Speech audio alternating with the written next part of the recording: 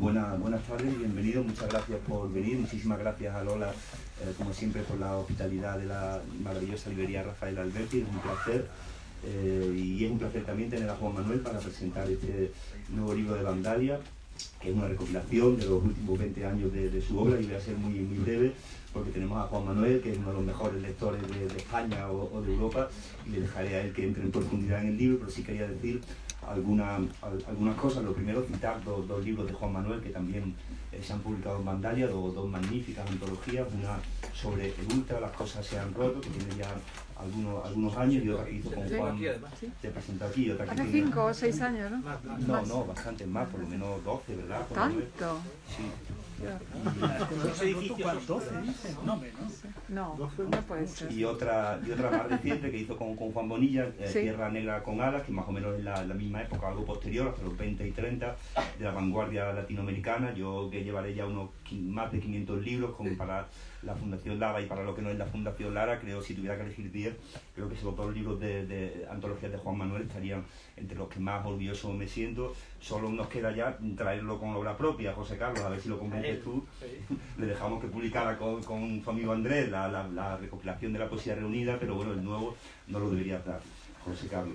Y bueno, son ellos, como sabéis, dos viejos amigos y cómplices de muchos años, que les unen intereses pues como la francofilia, el interés por la ocupación. Hace poco Javier Fórcola ha publicado una traducción del diario negro, el propio José Carlos, y en general una idea de una Europa culta y cosmopolita, que creo que es una palabra clave, que es muy siglo XX, lo de la idea del cosmopolitismo, que dice mucho, que se diría que está cada vez más amenazada por el retorno de la barbarie, diríamos, y de las pulsiones identitarias, cada vez más terribles, cada vez más ensimismados. Y creo que, hombre, esa idea que se desprende de toda la obra de José Carlos, no solamente de su poesía, esa familiaridad profunda con todas las culturas de Europa y con la idea de civilización, precisamente frente a la cultura, creo que es muy conveniente y muy necesaria en este tiempo.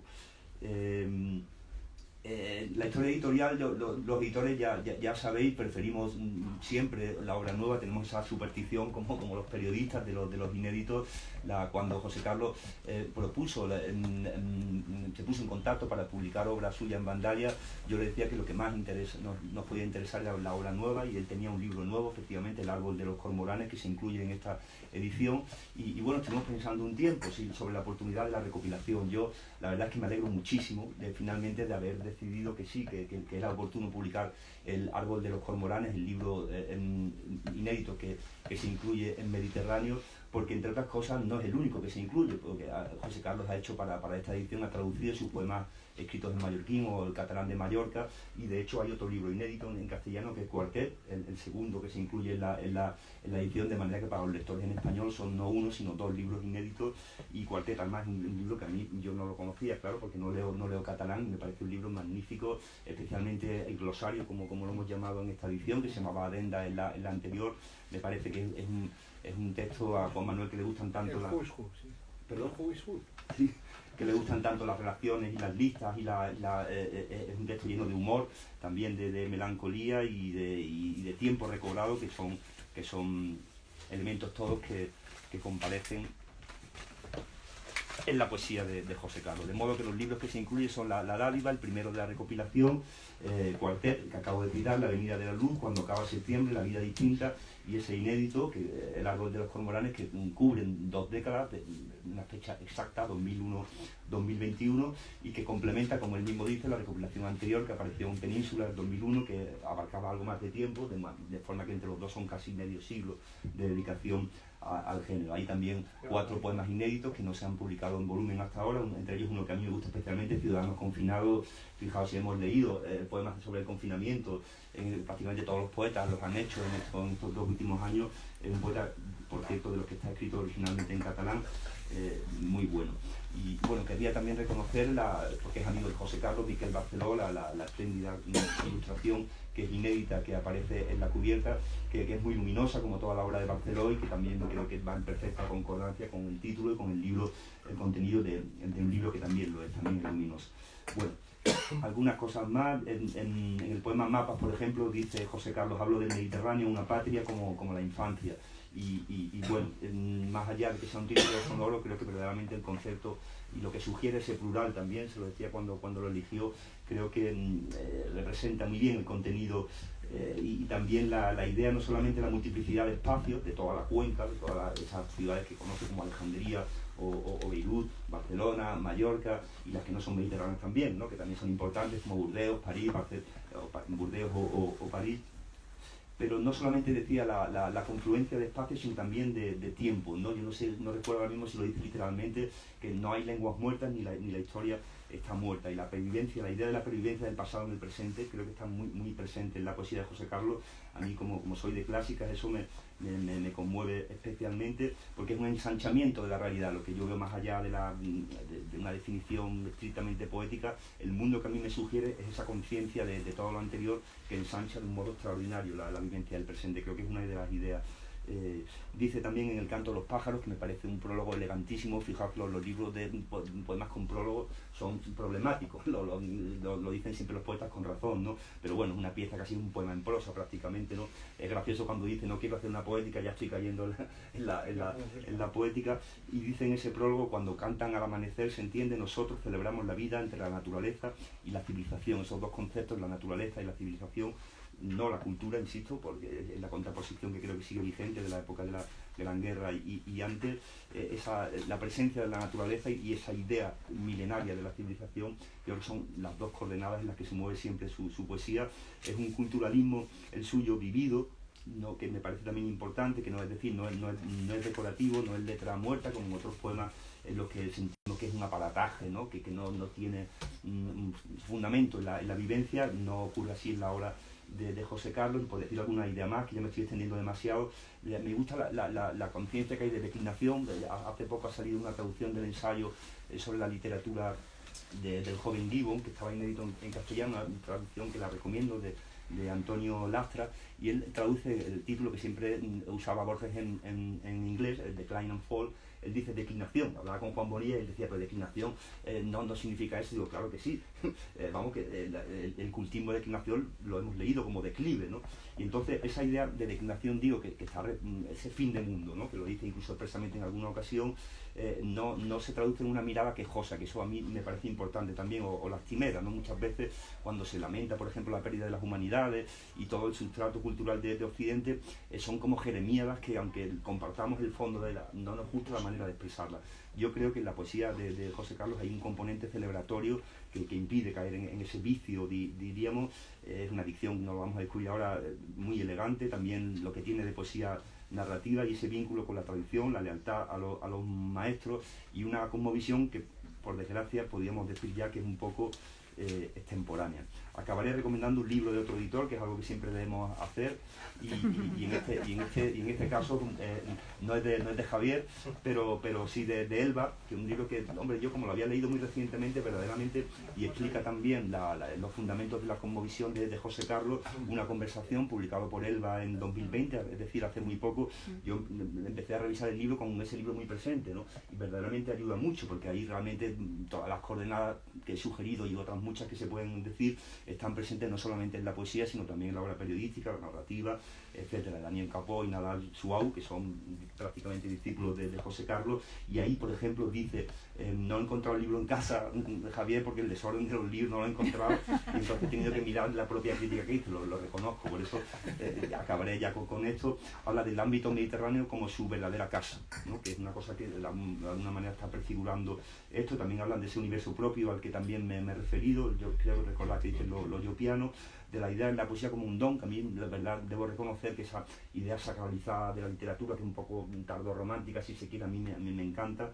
Y algo que habita, dice, en la esencia de las palabras y en el misterio, la belleza como concepto moral, que me parece algo importantísimo. Veníamos hablando de la inteligencia y probablemente cuando no está unida a la bondad, la inteligencia no vale nada. Y literatura de la memoria, él define, ya con esto a cabo, y también se ve en su poesía, una literatura de la memoria.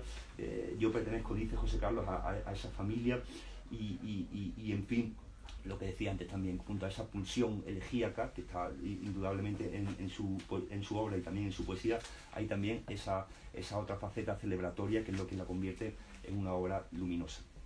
Enhorabuena, José Carlos. Muchas gracias.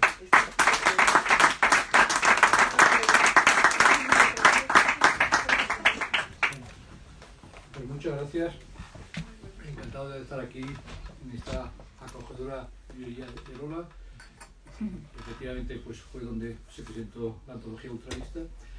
Y de estar además en compañía del autor, que enseguida voy a hablar de él, pero también del otro presentador y su editor, que es Ignacio Garmendia, que es un editor fuera de serie, que yo creí cuando habló de los dos libros míos, creí que iba a decir que estaba entre los 10 que más quedaderos de cabeza le habían dado. También. Porque realmente fue una paciencia de santo la que tuvo, pero en fin, creo que el resultado, por lo menos a los autores, a Juan Bonilla y a mí por partida doble con el otro título, pues nos trajo cuenta, porque los libros que hace Ignacio Garmendia, que ha dicho que ha hecho más de 500, seguro que serán todavía más, pues están muy bien hechos físicamente. O sea, el objeto es impecable. Una vez más, vamos, no se desencuaderna, en fin, se lee a gusto, suena bien, en fin, todo son parabienes en ese sentido al objeto. Y bueno, y él ha mencionado también muy al comienzo. Huele bien. Sí, los libros del papel tienen, es sí. importantísimo. Se Sí. trabaja con unos papeles que huelen fatal. Estos huelen bien. Lo del olor es una cosa que es un clásico en la materia. Sí. Vamos, yo si me sacan un livre de poche, que eran los que nos daban los premios en el liceo francés, sé que es un livre de poche. O sea, eso, los libros de Vandalia todavía no los reconozco con los ojos cerrados, pero los libres de poche sí, ¿no? Bien, Ignacio ha hablado también de la cubierta y yo creo que es una buena introducción en la materia esta cubierta, porque efectivamente es una cualidad preciosa de Barceló que tiene que ver con el título mismo del libro y con ese lado celebratorio y con ese lado plural de los mediterráneos, ¿no? O sea, que decir que también Barceló es una persona que ha recorrido no solo mediterráneos, sino océanos mucho más lejanos, pero también siempre está muy metido en esa cuenca matricia del Mediterráneo, digamos. Bueno, José Carlos es uno de mis más viejos amigos literarios y lo ha dicho bien antes Ignacio, sumando este libro a la anterior recopilación, o sea, son los Collected Poems, digamos, 1 y 2, sumando este tomo de Península, que debe estar agotado, me imagino ya, más o menos, pues aparte que son muchas páginas, son muchos años, efectivamente es medio siglo de vida literaria, 48 años en concreto los que están aquí, ¿no? Este lleva un libro que se ha dicho ya también, es un manifiesto, realmente. Y bueno, José Carlos, yo, antes de hablar de su poesía, hay que hablar de su cosmovisión. No he releído el libro de Elba recientemente, pero recuerdo efectivamente que es como un libro muy bueno porque da la cosmovisión del escritor, sus múltiples facetas, todo lo que se entrelaza en su obra literaria y en su vida, ¿no? Es un narrador impar, desde luego.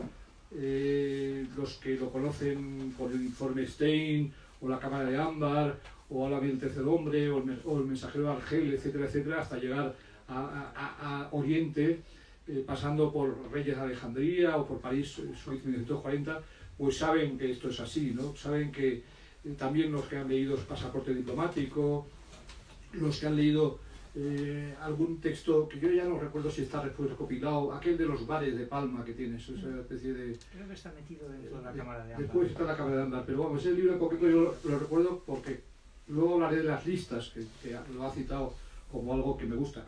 A José Carlos también le gustan mucho las listas, desde luego. Pues todo eso es un mundo. Es un mundo, todos esos libros dibujan un mundo hecho de mansiones de Palma, de casas racionalistas de Palma. Yo viniendo de casa para acá, de repente este barrio me ha parecido más de Palma que nunca. O sea, no me había fijado nunca en lo parecido que es, pero algunas de las esquinas redondeadas, que son un poco berlinesas, pero las hay también en Palma. Ocres, generalmente, son en esas mansiones con las persianas ya medio rotas y tal, con los jardines en desorden y tal, pues aquí también jardines no hay muchos, pero luego mansiones así, o casas así, o esquinas así las hay. Es un mundo de amenazas internacionales, de el Pirineo en la posguerra española, en la posguerra civil, con los guerrilleros. Es un mundo donde está el país ocupado al que se refería antes Ignacio. Es un mundo en el cual están Las noches de nuestra rara juventud, que es una expresión que yo le he copiado citándole siempre, muchas veces la he citado citando al autor porque está muy bien dicho, lo de nuestra rara juventud, y en ese libro está totalmente la Barcelona de la suya. Los laberintos del Eros en Oriente, ciudades que van a reaparecer muchas de ellas en su poesía, como entre otras Beirut. José Carlos es un ensayista notabilísimo, ha prologado muchas ediciones, entre otros su admirado Lorenzo Villalonga. Es un retratista de su ciudad y de su isla en un libro que él mismo se apoya en Pamuk, que hoy nos hace la competencia, por lo visto, quizás sea por eso, porque sabe que tú eres alguien que verá reconocido, o sea, igual que yo reconozco que la rara juventud es tuya la frase, pues tú reconoces que el impulso inicial fue hacer algo así sobre Palma, ¿no? Pero hoy nos reúne el poeta que es menos conocido que el prosista es muy conocido, hay que decir también una cosa, muy conocido y hasta casi diría que más conocido o más reconocido en Francia. En Francia realmente ha tenido unas sábanas en los periódicos verdaderamente espectaculares, o sea, en Le Monde, en Le Figaro, en West France, y en fin, en todos los lugares habidos y por haber, y con críticos muy, muy notables. Aquí también, por supuesto, los ha tenido, pero realmente ha penetrado en ese mundo francés, que es un mundo que nos une también y que le es muy caro, aunque yo creo que le gustaría todavía más a lo mejor penetrar también en el mundo anglosajón, porque es más difícil probablemente, pero quiero decir que es, luego hablaré de eso también, ¿no? A Octavio Paz le encantaban las listas, ¿eh? Y gracias a eso, pues de repente fue muy benévolo con un libro mío en el cual detectó mi amor por las listas y me descubrió alguna, como el libro de la almohada, aquel japonés tan maravilloso de las listas de las cortesanas japonesas, ¿no?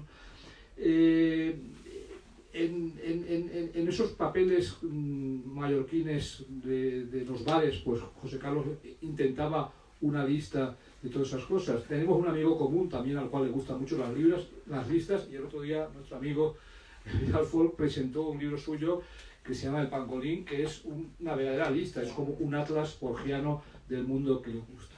Y otro amigo que tenemos común de las listas, que es Disberlin, el pintor. Disberlin también le gustan las listas. Bien, pues empiezo por las listas y empiezo aludiendo a alguna, entre otras una en el poema que citaba precisamente Ignacio, Civilización.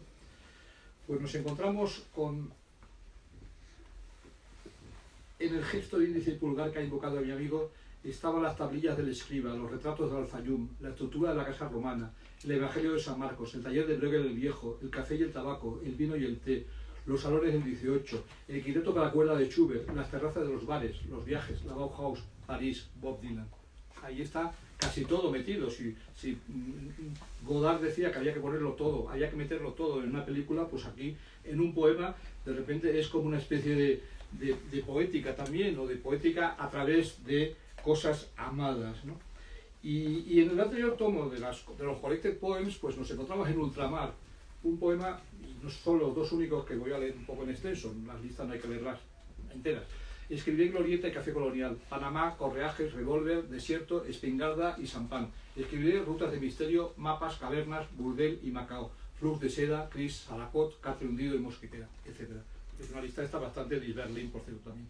Y no leo... Bastante Salgari. Y bastante Salgari. ¿No? Pero no leo Tarjetas de Visita, que es una lista extraordinaria en la cual compone, digamos, una suerte de poética, más bien, de nomenclatura, de escritores que le importan realmente mucho y que casi todos son gentes que están identificados con una casa. Entonces cada casa le añade, digamos, unos calificativos.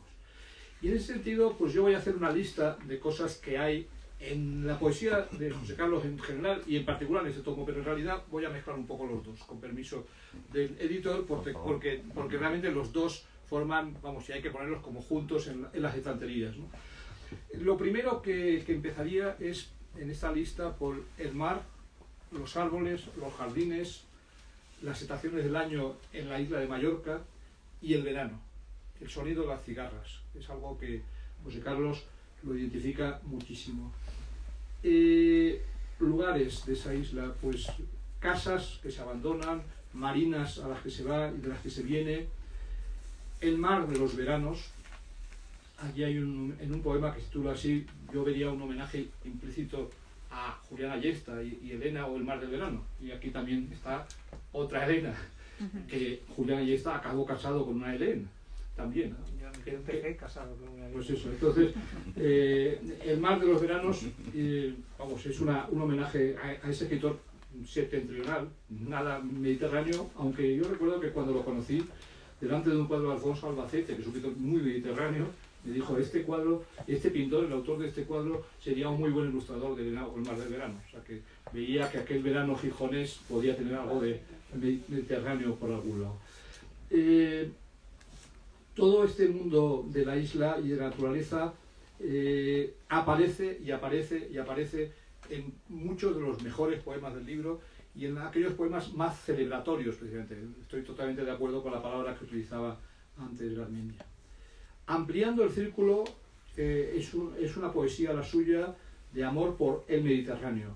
También está ese poema que ha citado también Ignacio, de los mapas, ¿no? En los mapas hablo del Mediterráneo, como la infancia, en fin, etc.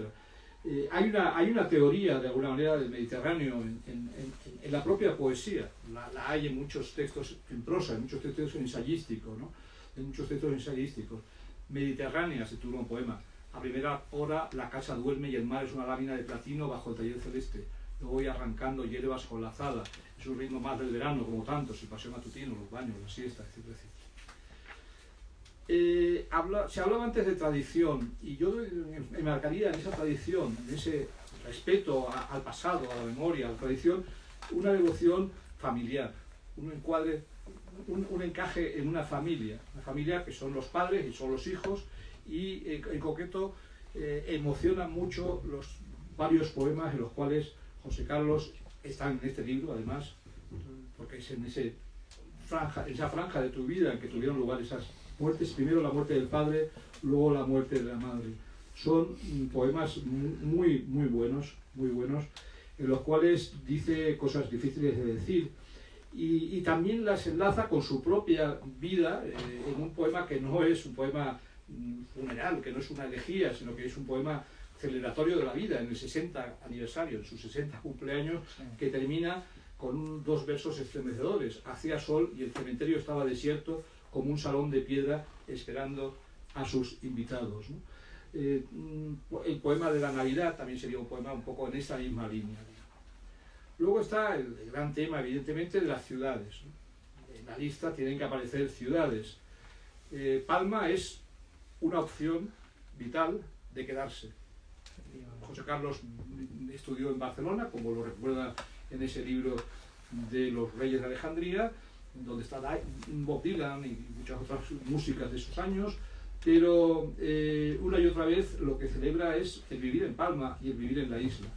Y ese libro que mencionaba antes de Quartet me parece es efectivamente un gran poema urbano, creo que es el poema más largo que has escrito, ¿no? Y es un poema que además me gusta mucho el lado narrativo y acumulativo que tiene. Me gusta mucho el lado topográfico, que no es solo ese poema, hay muchos más poemas que van describiendo ámbitos diversos de la ciudad, los ámbitos donde habéis vivido, los ámbitos donde recuerdas tal o cual circunstancia.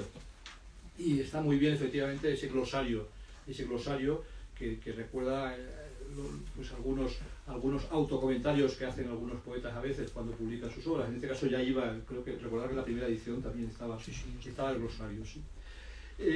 Palma, el mundo del archiduque, de Austria, que tanto te ha gustado evocar, ¿no? También está evocado en prosa, pero aquí también aparece en verso. Luego está Barcelona, que está en el poema La Avenida de la Luz.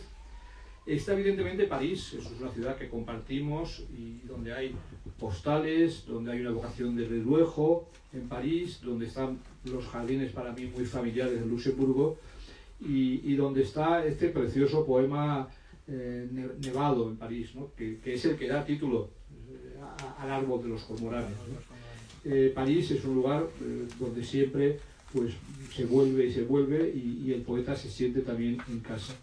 Pero en Francia todavía más en casa se siente en Burdeos, se puede decir, porque ya hay un poema que es Carta de invierno, que es un poema bordelés. Está el poema Inacabado, que es un poema menos largo que de Palma, pero muy hermoso también, muy conversacional. Todos los poemas de Burdeos son muy de una vida vivida, con amigos, con rincones, con muchos recuerdos. Y luego está ese poema que a mí me gusta la dedicatoria, porque vamos, es un pequeño secreto entre nosotros, pero esas dos ciudades, pues le tengo especial... Entre ciudades. No, se llama Entre ciudades, perdón, lo cambio. Otra ciudad yopiana es evidentemente Venecia.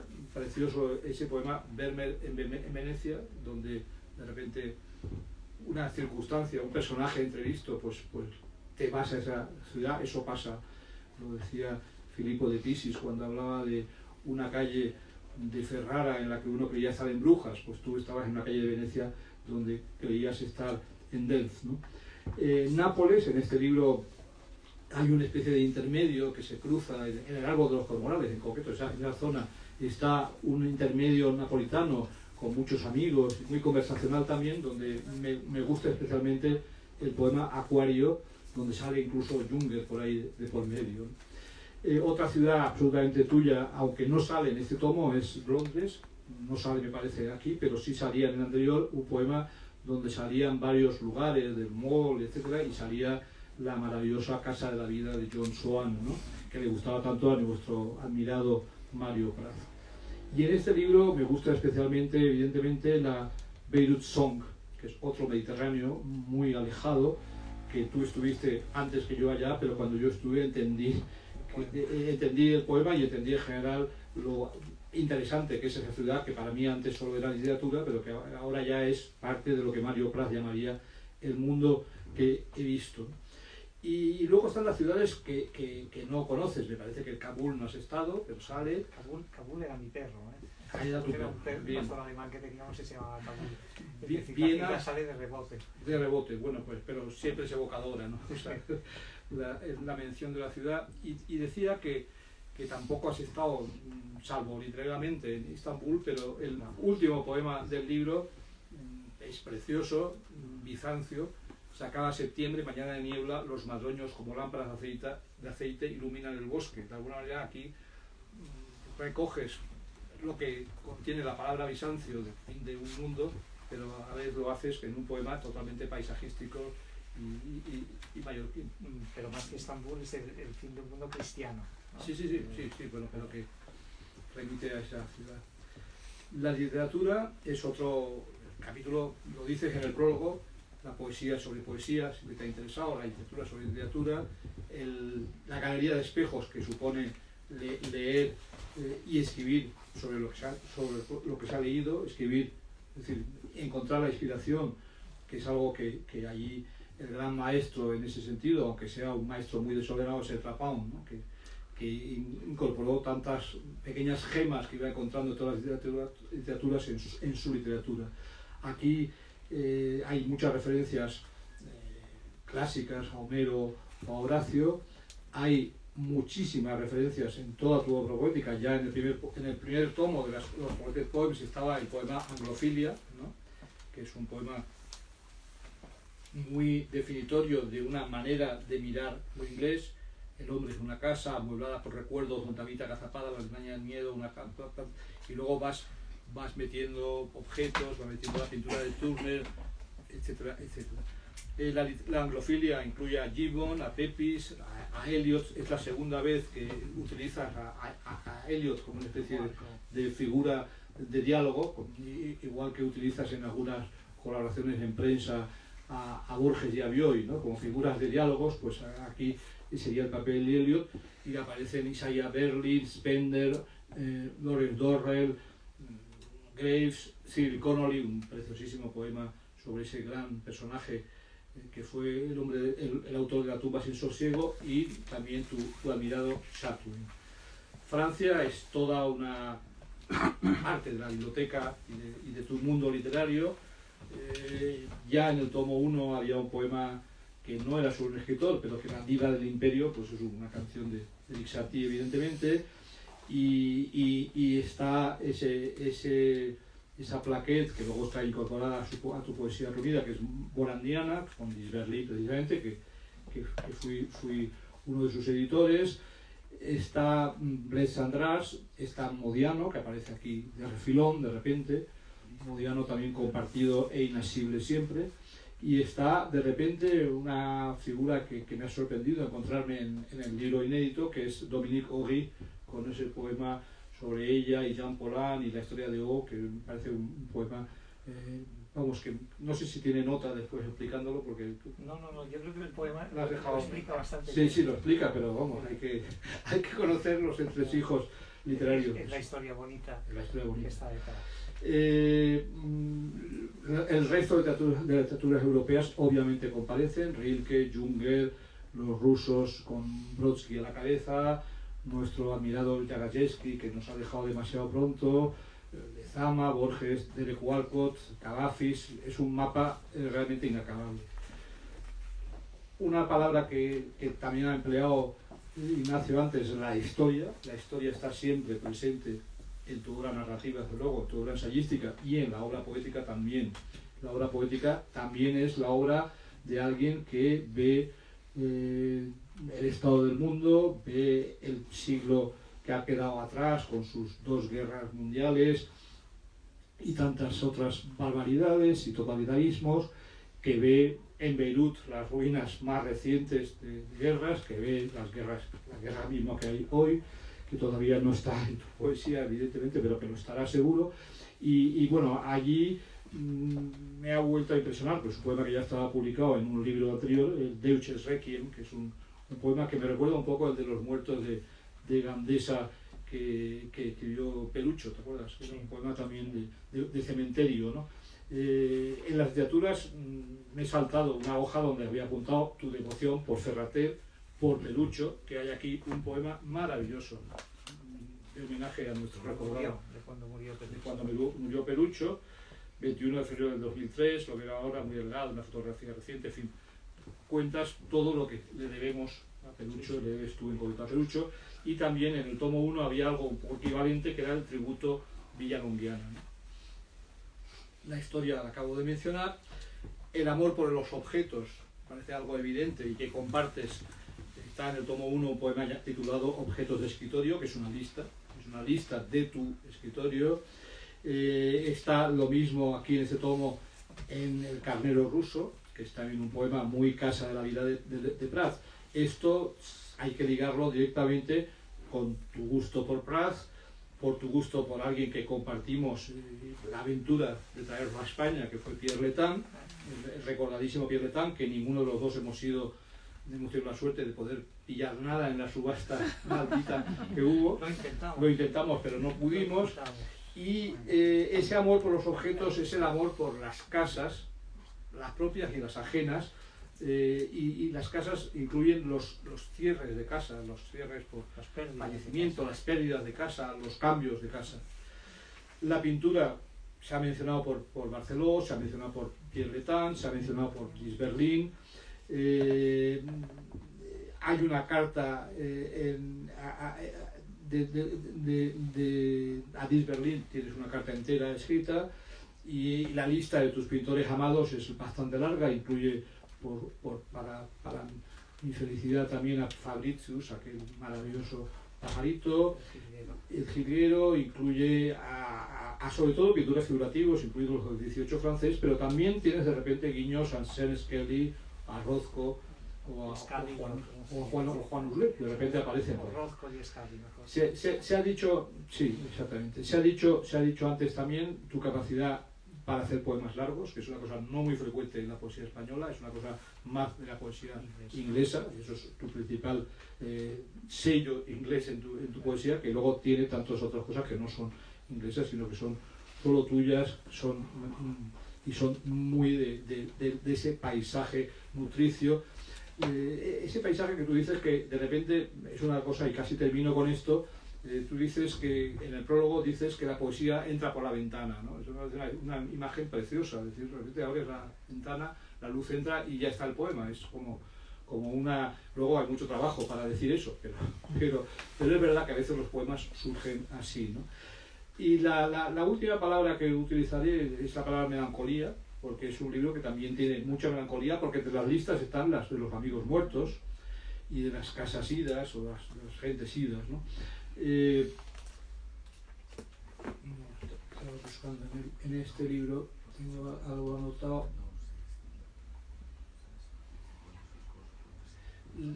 La vida, este poema La tierra de Baal, que tiene que ver con el mundo de los... el libro barcelonés tuyo, ¿no? La vida la vivió, ya creedme, todo estaba por descubrir. Chicas, libros, cine, música, bares nos sonreían en cualquier esquina. La vida aún no era una parábola, ni siquiera una reflexión moral. Los pájaros nos aplaudían al amanecer. En fin, todo eso creo que... Son los pájaros cabrones de Gil de Viena. Sí. Y termino ya simplemente citando un poema de cada uno de los 2 tomos de tu Collected Poems porque he citado poemas lista, pero también hay poemas que son no haikus, porque no es un género que hayas practicado, pero sí son poemas de sombras chinescas. Yo diría que hay uno que es el que se titula así, que se llama así, Sombras chinescas. Yo vivo en la luz ámbar de un viejo fumador de opio, reparo la materia negra de que están hechos los sueños, la muerte y la llama del tiempo, y enciendo la pipa labrada y las palabras que son porque fueron humo en el hangar vacío del mundo, que es un libro que me parece que es el que cierra el hangar vacío, si tú no vas en el hangar vacío, el libro del primer tomo, no del nuestro. No, es del primer tomo, y ahora viene uno del segundo, porque los voy ligando. Las estaciones, no temas la constelación diurna de las mimosas, el mosaico bizantino de un ramo de fresias, el incendio dulzón de la parra y las rosas caídas sobre el mármol de la nieve defienden nuestro amor, escrito en la huella del tiempo, de la niebla donde no somos uno. Muchas gracias.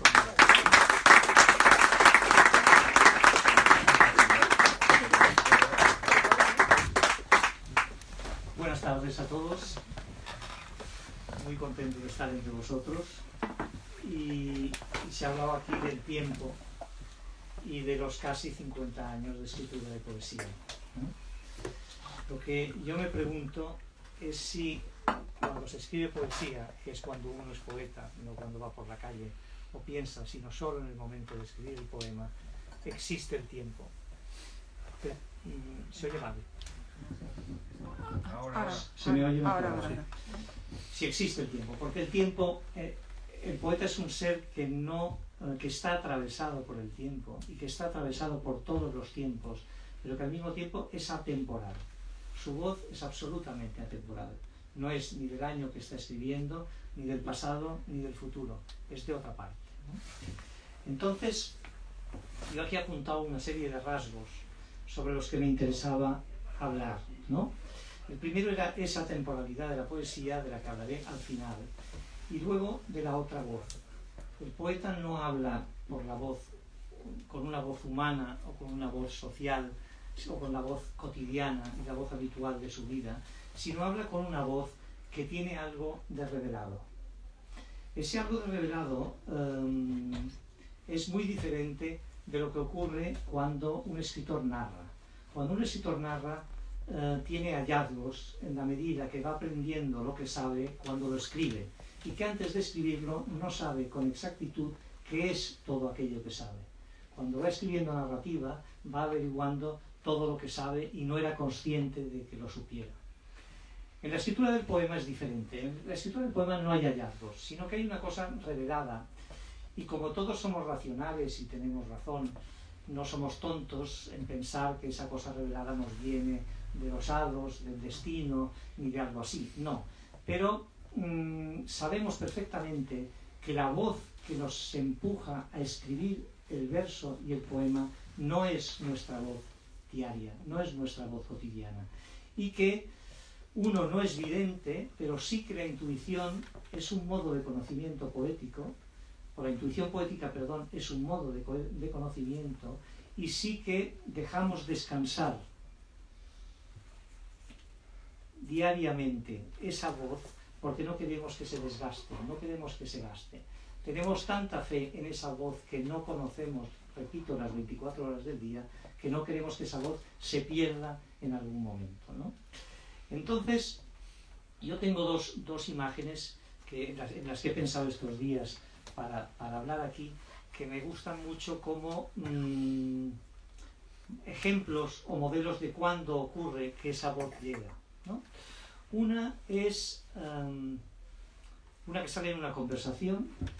Yo en casa, en mi estudio, a mano derecha tengo una estantería, que por supuesto está llena de libros, pero arriba tengo una serie de objetos que he ido adquiriendo con el tiempo. Esos objetos, unos son reales y otros son postizos, es decir, son imitaciones. Es decir, hay estatuillas indias, hay cosas del mundo clásico, hay alguna lámpara de aceite, este tipo de cosas.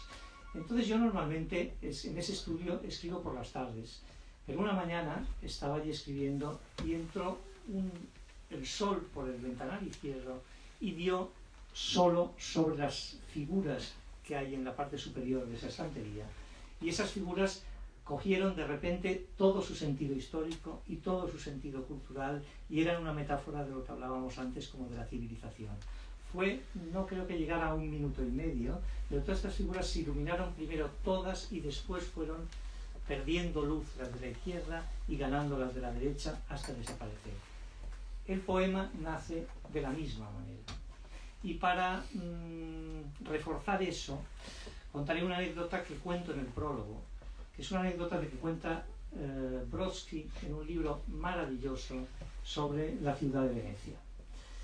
En esa anécdota cuenta que están en la plaza de San Marcos y tomando algo 4 amigos, 4 poetas anglosajones. Uno es, bueno, Brodsky era ruso, pero escribía en inglés ya en esa época. Uno es Brodsky, el otro es Stephen Spender, el otro es Cecil Day-Lewis, el padre del actor Daniel Day-Lewis, tan maravilloso en aquella adaptación de La Edad de la Inocencia. Y el siguiente es Oden. Oden es el gran maestro de todos nosotros, lo sepamos o no, pero es el gran maestro. Siempre estará ahí Oden, el hombre que, como dice Ashbery, lo sabía todo. Oden es el que lleva la voz cantante en la conversación, todos le siguen, todos ríen, y Brodsky hace una imagen muy bonita, dice: sobre la mesa había un Kremlin de teteras y vasos de agua, teteras de plata. Ese Kremlin en aquel momento es extraordinario, pero mejor que el Kremlin es un marinero que aparece en la noche de niebla, aparece y se coloca detrás del ventanal donde están ellos hablando. Y Oden, sin dejar de reír ni de dirigirse a sus amigos mientras se va yendo, se va detrás de aquel marinero. Y Spender cuenta, ya no es Brodsky el que lo cuenta, sino Spender dice: al mismo tiempo que seguía riendo, 2 lágrimas caían por su mejilla.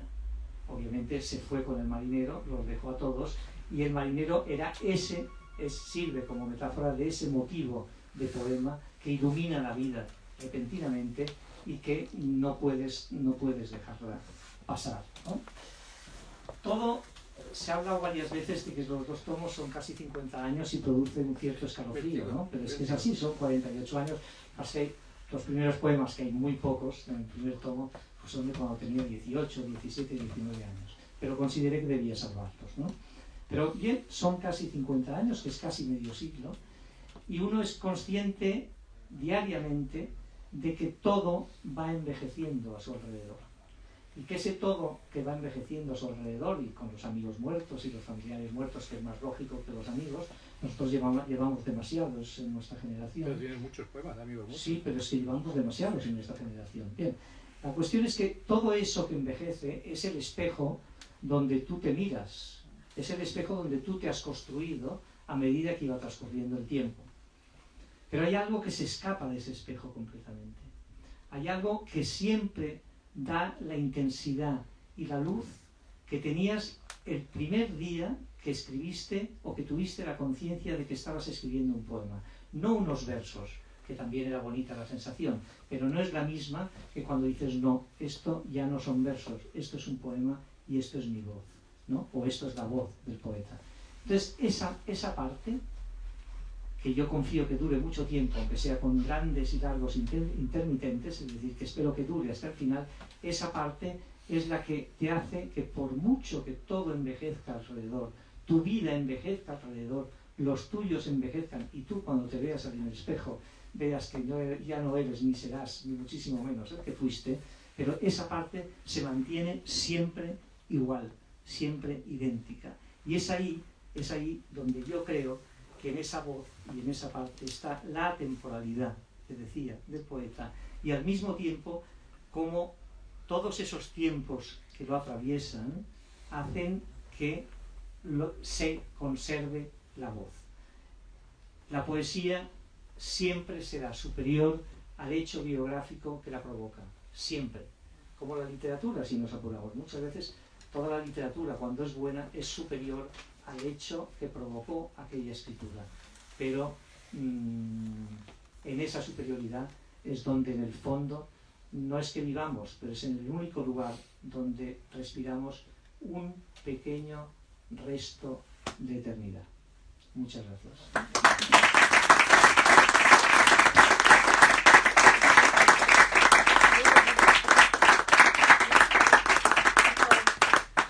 ¿Has apuntado todo eso? No, he apuntado. Queremos eso. Porque está todo grabado. Por cierto, Sí. he olvidado una cosa muy importante, era dar las gracias a todos los que estáis aquí, pero especialmente quiero dar las gracias a Ignacio Garmendia, que cuando le propuse no editar un inédito, sino editar un inédito con los 5 libros anteriores, tuvo que pensárselo, muy sensatamente tuvo que pensárselo, pero después lo defendió delante de quien tuviera que defenderlo, que supongo que los hubo, lo defendió apasionadamente y así ha salido el libro, del cual me siento coautor con él, al menos de esta edición. Y después a Juan Manuel por la amistad de muchísimos años, muchísimos. Éramos muy jóvenes cuando nos conocimos, nos habíamos leído antes, pero tímidamente y sin dirigirnos el uno al otro. Y Juan Manuel es una persona que en este libro está presente, yo creo que casi todos los libros que lo forman, y está presente con dedicatorias, y está presente también como espoleta que dispara algún poema, ¿no? Es decir, del último libro, por ejemplo, Entre ciudades, es una metáfora de que en un momento de mi vida me encontré teniendo que elegir, y ya tenía 60 años casi, teniendo que elegir entre mi ciudad natal y una estancia en Burdeos, no como artista, sino como funcionario de la cultura española. Y entonces me costó decidirme, pero al final opté por rechazar ese ofrecimiento cuya generosidad se debía única y exclusivamente a Juan Manuel. Y ahí está ese poema Entre ciudades, que nace de los días de tensión, que además yo casualmente, por puro azar, vivía en Burdeos porque tenía una beca de la Aquitania para pasar 2 o 3 meses, y nace de esa tensión, de si yo quería vivir en esa ciudad pues como vivía en la mía, o prefería seguir viviendo en esa ciudad como se vive inusualmente en cualquiera de esas ciudades, o el poema Inacabado, que también has citado, que también sales por ahí en medio. Pero en fin, lo importante es la amistad. La amistad con Ignacio es más reciente, pero es buena, y la amistad con Juan Manuel es una amistad que ha enriquecido mi vida siempre. Por supuesto, hay otras personas también que están aquí, y gracias a todos.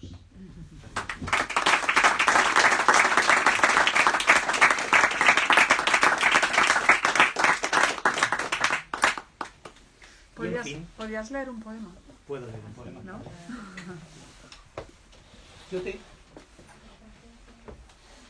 Yo tengo querencia por un poema que no forma parte de este libro. Puedo leer 2 poemas. Claro. Uno, perdona, sí forma parte de este libro. No está en el inédito, pero sí forma parte de este libro. Y es un poema que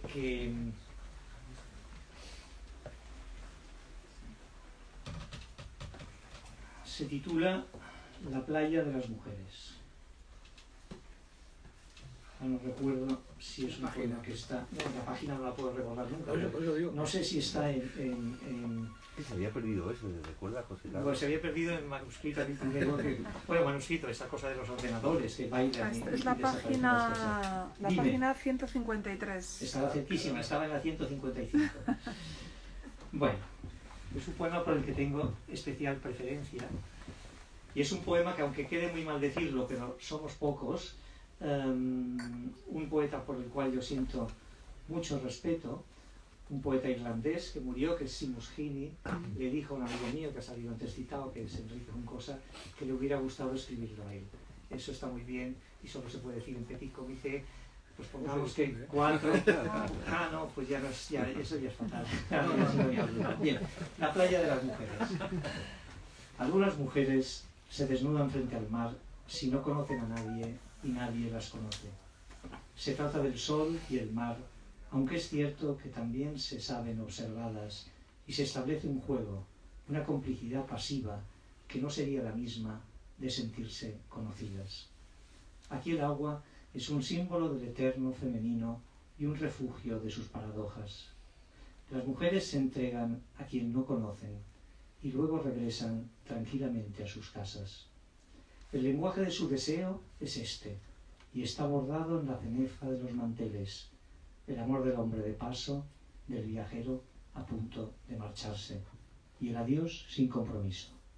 Así se repite el ciclo de civilización y naturaleza.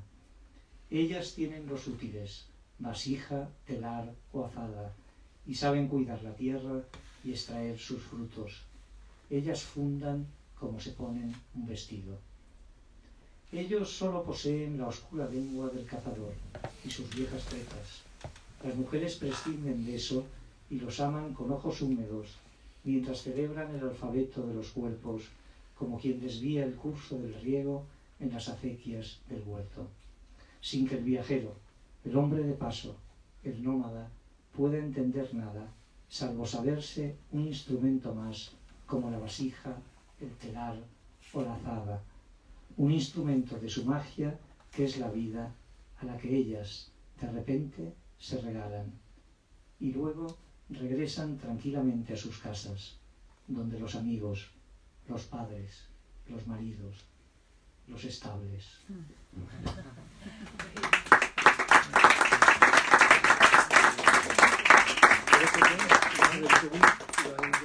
¿Quieres que vea un segundo? Ah, no, que habías dicho que ibas a ver dos. Sí, porque me creía que era del otro tomo. Pues otro más, venga. Pero yo otro más. Sí. No será tan bueno como este. Este es bueno, sí. Sí, voy a leer uno que tú has citado, que es El mar de todos los veranos, Sí. que es un... Después explicaré algo. A ver, la Avenida de la Luz. Ese está muy al comienzo, ¿eh? Ha de estar en la Avenida de la Luz, ¿no? Sí. No, está en la Dádiva, es verdad, al principio. Muy al comienzo, sí. Es de la Dádiva. ¿Lo veis lo de los 50 años, los estragos que provocan? En fin. Creo que era Esther Tusquets, que tenía una novela que era El mar de todos los veranos, ¿no? Entonces yo le quité el todos para no... Dije, lo dejé con El mar de los veranos. El cielo es la piel de una pantera gris y el sol una esfera de cristal amarillo. Las barcas cuelgan del horizonte y yo miro hacia la punta rocosa y roja como el dosel pintado de una caverna rupestre.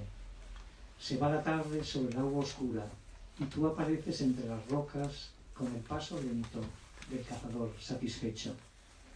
El oro de tu pelo tiene ahora un brillo de leyenda, como Galahad o Lancelot, y en tu cuerpo delgado veo la sombra de tu padre, que mira el cielo y las rocas y el agua, mientras avanzas hacia él, sonriente, con la escopeta en una mano y en la otra una cuerda donde bailan las luces rayadas de los peces, y el cuerpo rendido de un pulpo que levantas al verme como una ofrenda.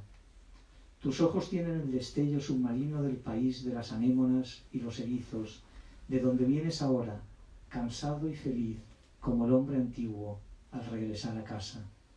Y mientras me hablas del combate con el pulpo y sus cortinas de tinta oscura, o de cómo escapó sin cabeza una murena, o del temblor del mero entre las algas negras, pienso en esa casa del dolor y de la felicidad, la casa de la vida y la memoria, y pienso también que cuando esté preparado para abandonarla y los recuerdos visiten lo que de mí quede, de todo lo que fui, ni las mujeres que amé y me amaron, ni las ciudades donde hallé a ese otro que habría podido ser, ni los objetos entre los que viví, o los libros que jamás me traicionaron, como lo hacen a veces los amigos, valdrán lo que valen ahora tu mirada y tus palabras, hijo mío, mientras la tarde se hunde en el agua y el sol es una esfera de cristal amarillo sobre la piel de una pantera gris.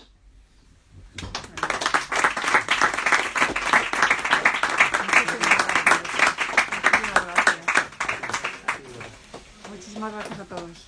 Ha sido un placer, José Carlos, Juan Manuel, Ignacio, y a todos los que habéis venido esta tarde para